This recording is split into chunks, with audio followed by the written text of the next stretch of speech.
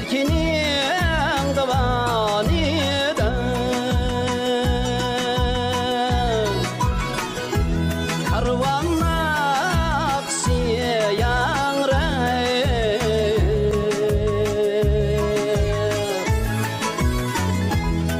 azat el zamanıda karvanla aksiyan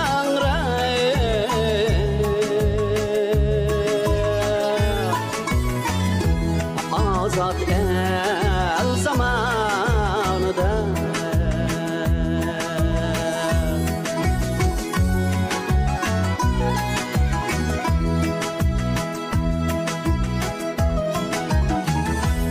Könlüm sap nefes aldı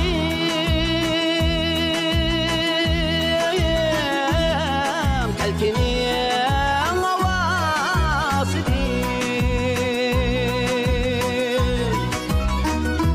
Könlüm sap nefes aldı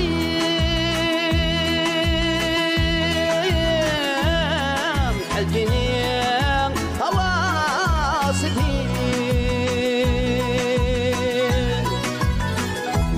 Hoş sağlık döküller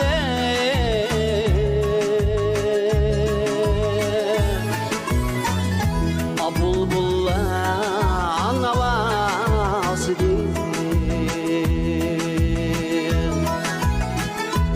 Hoş sağlık döküller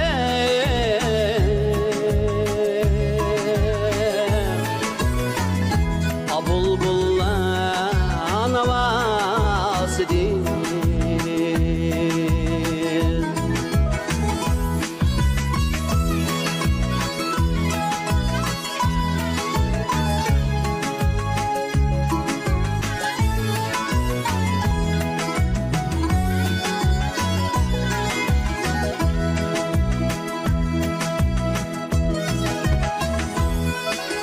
Tağları yedeydi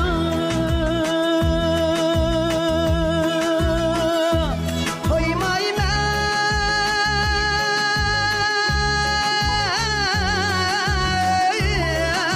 cemaliyinde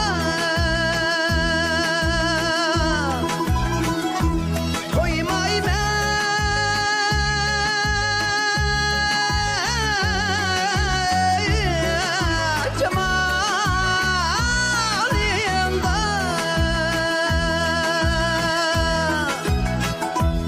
Akşam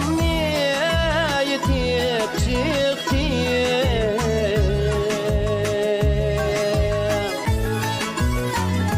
Acı körkem davanında Akşam yetip çıktı